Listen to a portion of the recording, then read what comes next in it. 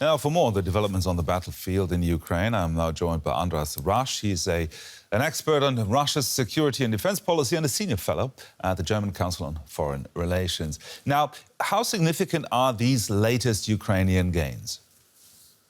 These Ukrainian victories are highly significant, particularly on the tactical and operational level. Ukraine has regained significant grounds, liberated a number of settlements, and these victories are important also from the perspective that Ukraine regained territories which Russia claims to belong to the Russian Federation since the so-called sham referenda and the annexation. So by each and every square kilometer, Ukraine is regaining the credibility of Russia's farce referenda and fake annexation is decreasing. So each and every square kilometer Ukraine manages to liberate, manages to recapture, weakens the position of Russia, not only in the battlefield, but also politically.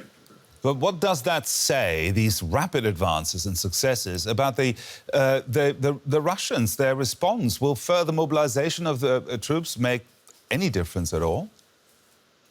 Not in the short run. I mean, Russia is planning to mobilize around 300,000 troops in the first round.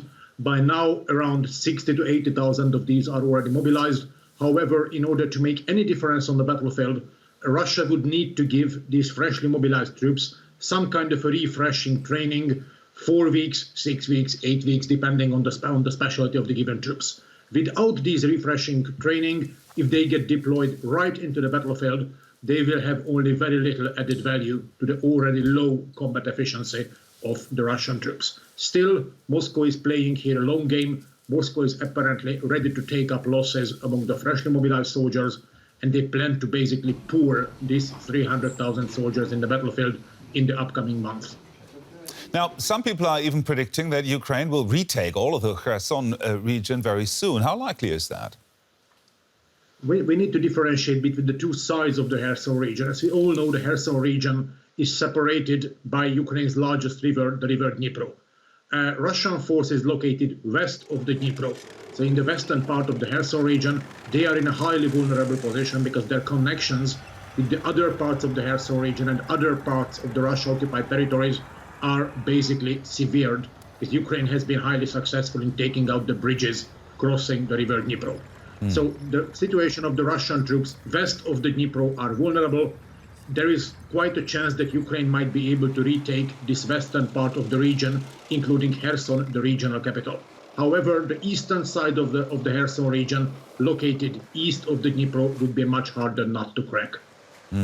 Briefly, please, how will winter change the dynamic on the battlefield? The rainy months, November, December, will decrease, will slow down battlefield dynamics simply because the mud makes any mechanized maneuvers practically impossible. However, once the ground freezes, once the real winter arrives, there is quite a chance that the battlefield will become even, again, more mobile, more dynamic. András Rácz there from the German Council on Foreign Relations. Thank you very much for joining us here on DW News. Thank you. DW's Nick Connolly is in Kyiv, and I asked him to put the latest Ukrainian gains into perspective for us. Well, this really is a big deal. All summer we were expecting some movement in Kherson, and President Zelensky and other top Ukrainian officials were constantly talking about the south as a priority. In the end, it seems that was more of a distraction tactic, and all the movement was further east, near Kharkiv. And the change we saw near Kherson was very incremental, a village every couple of weeks, but no more than that. That now definitely seems to be speeding up. As for the details, they're pretty sparse. The Ukrainian army is doing a very good job at keeping a lid on all this, and lots of the details filter through to us here a day or two later. Actually, as strange as it sounds, most of the information we get is often first reported by Russian military bloggers who are criticising the lack of resources for Russia's forces there, who are very exposed. They're on the west bank of a very wide river, the Dnipro. Most of the bridges have been destroyed. They are not able to resupply readily, having to use pontoon bridges and air transport. And there is a sense here in Ukraine now that after that big success in Kharkiv just a few weeks ago, Kherson could be next, and we could see Ukrainian troops returning to that city, which was the first big city Russia took at the beginning of this war, in a matter of weeks before the winter sets in. Now, there has been speculation that Russia may be preparing to use tactical nuclear weapons after a video emerged of a huge convoy of equipment moving towards Ukraine. What's your assessment? Well, exactly. The understanding is that given how badly Russian forces are doing on the battlefield with conventional forces, the only way to kind of escalate is with this threat of tactical nuclear weapons, as they're called, smaller nuclear weapons than seen in previous conflicts. And that footage that's now doing the rounds online was almost certainly spread from a kind of pro-Kremlin Telegram news channel. So a sense that Russia wants us to see these images, wants us to talk about this rather than about its failures on the battlefield, and wants us to be scared, and ideally wants Western European, particularly countries who are supplying Ukraine with weapons, to think twice about sending more support to Ukraine. That is seemingly the tactic. There's also been speculation in recent hours that Russia might conduct some kind of nuclear test in the Black Sea. For now, this is all pretty low on detail, but there is certainly a sense that given the panic in Moscow right now, given they don't really seem to have a tactic that works, given that the soldiers they've mobilized aren't reaching the front lines in the numbers needed with the training that would make a difference, this is basically everything that Vladimir Putin has left, and that indeed the risk of some kind of nuclear escalation is definitely a bigger one right now than it was just a few weeks ago. Having said that, here, people in Kyiv are still convinced that this is bluff, but definitely, there are increasing reports of people buying iodine tablets, finding out what they should do in case it were to happen, and are definitely thinking about this a lot more than they were before. Now, winter is clearly approaching. How do you see that making a difference on the battlefield?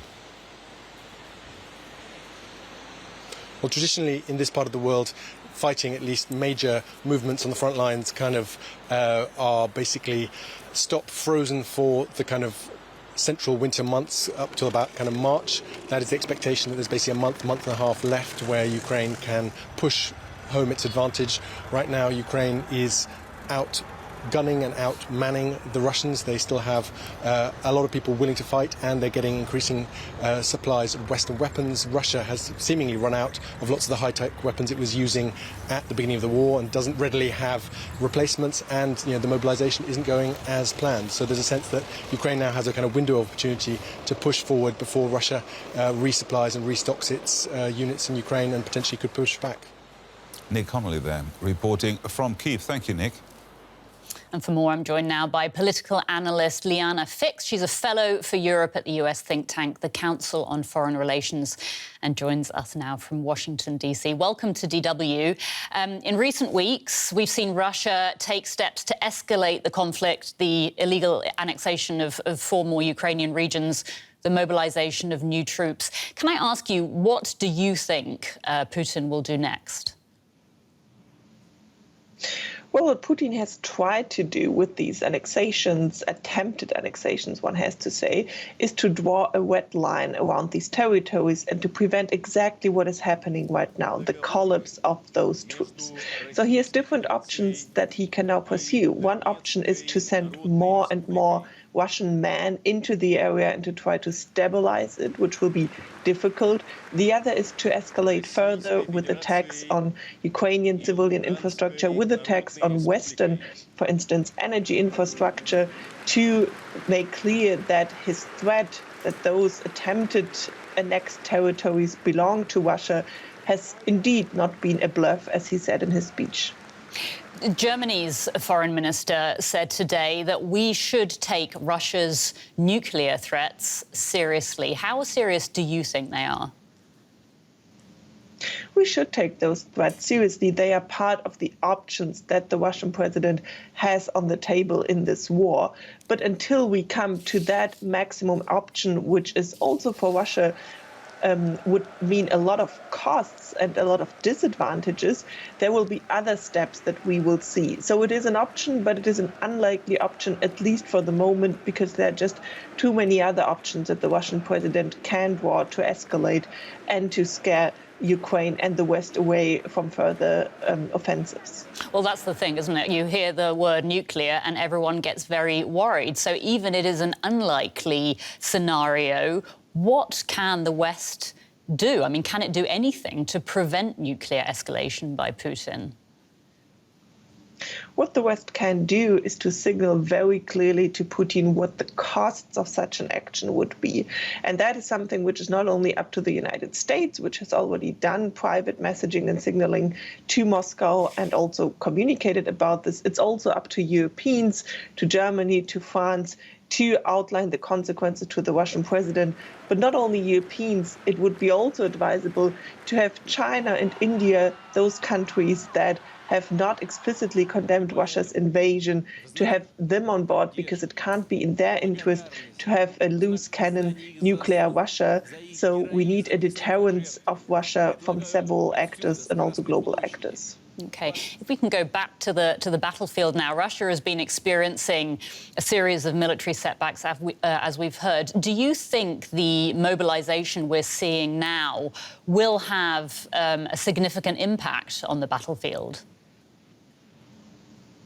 For what we are seeing right now, the mobilization came too late. It would have needed a mobilization which should have started a month or 2 months ago to stabilize the front line as we see it right now. So for those territories which are now under Ukrainian attack, it is too late. But Russia will try to, just by the sheer quantity of men which it will bring into the war zone, to stabilize all territories which are further east and to make it more difficult for Ukraine to do offensives and to go further there. So in the long term, it will be a question of quantity versus quality. The Ukrainian army has the better quality. Russia may, the longer the war continues and the longer the mobilization continues, may have the advantage in quantity. But again, those Russian soldiers are not well equipped. They are untrained or very poorly trained. So it is very likely that Ukraine's advantage, quality, might win over quantity. We're hearing, or Russia's saying, that more than 200,000 people have joined the military in the past few weeks. So inside Russia, how has this call-up changed attitudes towards the war there? Yeah, those people have forcefully joined the Russian military. They've been drafted. No one wanted, or let's say the majority of Russians didn't want to fight in this war. So it has destabilized Russia domestically. The fact that it's not only a partial mobilization, but that basically every Russian family can be affected because there are no clear criteria, has brought the war home for many Russian families. And we do see a lot of outrage. We do see an attempt by the Russian administration and by the local and regional governments to calm down the population.